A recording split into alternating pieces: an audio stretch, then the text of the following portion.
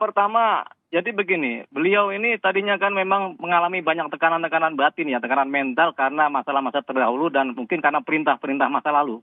Sehingga dia terkontaminated di Perintah pikiran. seperti apa, Pak Deolipa, yang dimaksud? Ya, ini Dari yang masih siapa? pro justisia, Pak. Ketika masuk ke perintah, apa perintahnya itu adalah wilayah penyidikan. Jadi saya nggak bisa menyampaikan di publik sekarang ini. Jadi ada tekanan yang sangat dirasakan Barada Eliezer?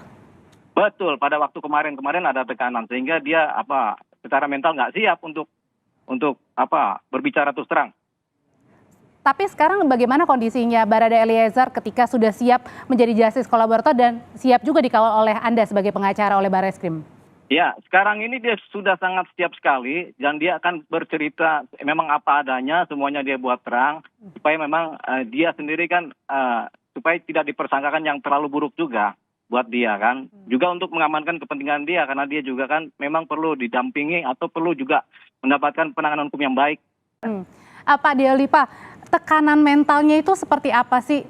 Terkait dengan kronologika atau mungkin yang benar pengen diungkapkan tapi kemudian ditahan? Ya, tekanan ini kan termasuk permintaan pembuatan skenario. Seolah-olah kejadiannya begini. Padahal dalam kenyataannya kejadiannya tidak begini, tapi begitu.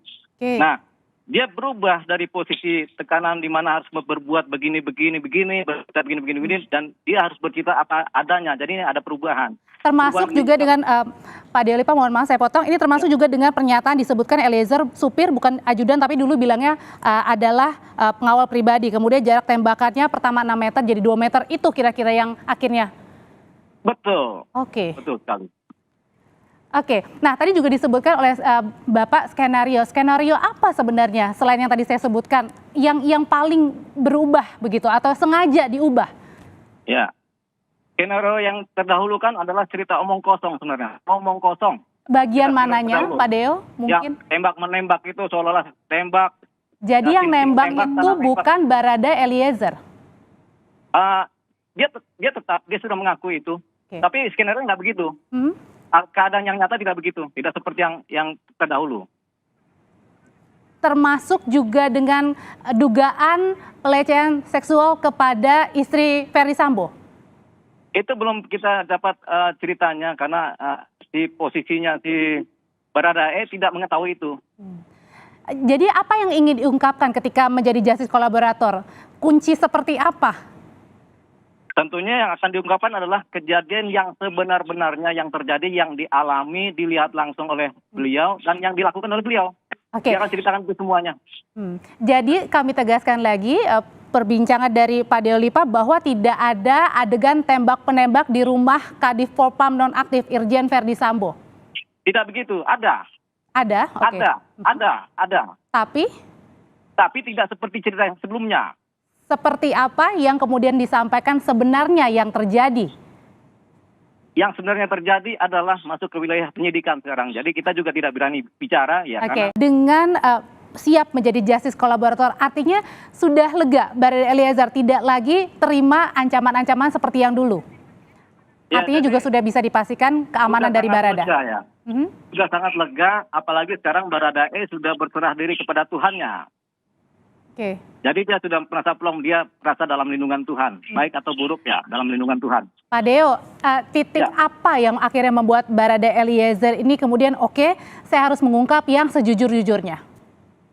Ya, titiknya adalah ketika setelah dia berdoa, dia merasa nyaman, tenang, dan dia merasa bahwasanya mungkin dia selama ini dimanfaatkan oleh pimpinannya, sehingga dia sadar dan dia mau terus terang semuanya supaya juga rasa bersalah dia kepada korban, kemudian kepada masyarakat dan kepada semuanya termasuk kepada institusi Polri, Polri juga bisa didamaikan dalam hatinya.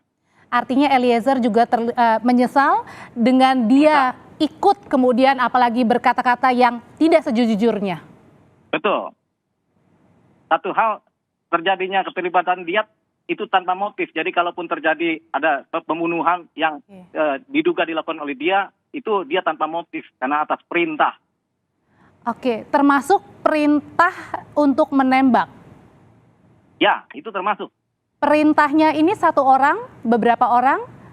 Wilayah penyidikan. Oke, baik, wilayah penyidikan. Tapi setidaknya untuk Pak Deo, untuk yang tadi untuk disuruh menembak itu on the spot kah? Artinya pada saat di rumah dinas atau sebelumnya sudah dirangkai? Di wilayah penyidikan. Oke, tapi saat ini Barada Eliezer kami tegaskan lagi siap jadi justice kolaborator dan kondisinya aman untuk mengungkap sejujur-jujurnya. Betul sekali. Padahal resikonya sangat tinggi kalau dia mau mengungkap. Enggak juga. Karena? Karena dia sudah dalam perlindungan Barreskrim juga.